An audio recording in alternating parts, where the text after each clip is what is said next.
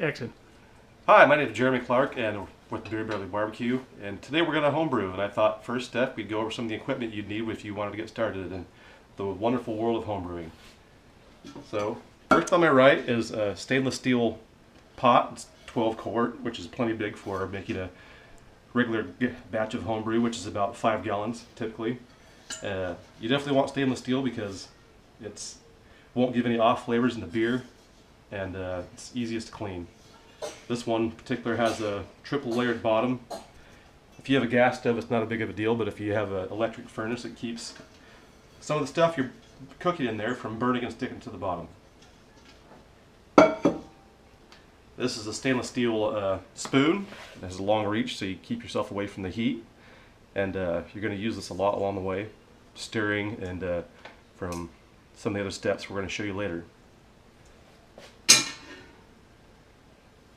This is an electric probe thermometer, which you need to monitor the temperatures of your liquor when you're bringing up the temperature. And again, I'll show you all that later. This is a pretty sad and broken strainer. I don't advise using one that's made of plastic because it breaks. This is called a racking cane. This is how you get the beer from your pot into your fermenter bucket, which is what I'm going to show you next. This particular one is automatic. It's because it has a little pump inside, so you don't have to siphon it yourself. Where do you pick one of those up at? I'll go over this stuff. Is mostly generally going to be available at homebrew supply stores. Or if you look at online, I like northernbrewer.com is the best.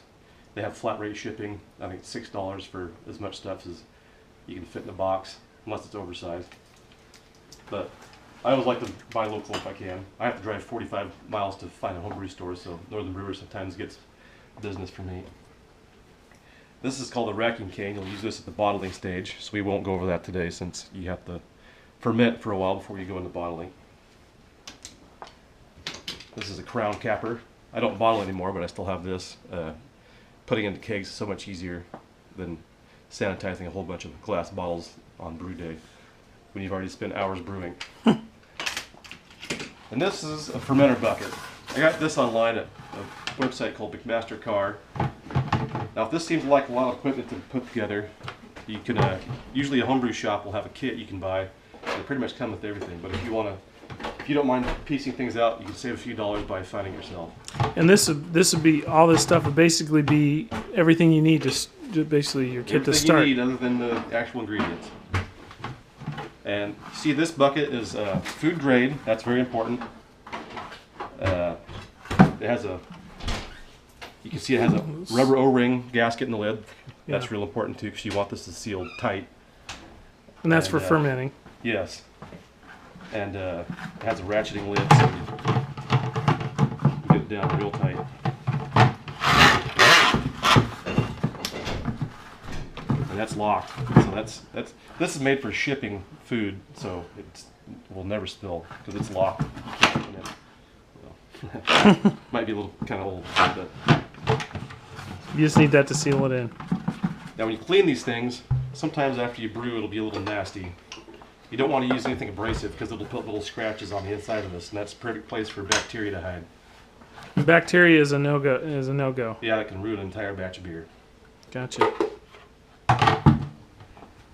Now this is for a little more advanced, but this is called a grain mill. Usually if you go to a homebrew store and buy a bunch of grain, they're going to have a grain mill already there for you.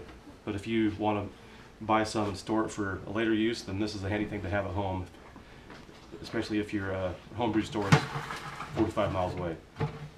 So what do you do with This is probably this? the most expensive piece of equipment here. I think this was probably between $120 and $150. This is if you want to do it all yourself Yeah. instead of buying it, Oh, I have one of those handy. buying your grain. Let's see if I can find that. Is that so? That's a hand crank. You can also remove the crank and the little drill attachment too to make it Yeah. count. Cool.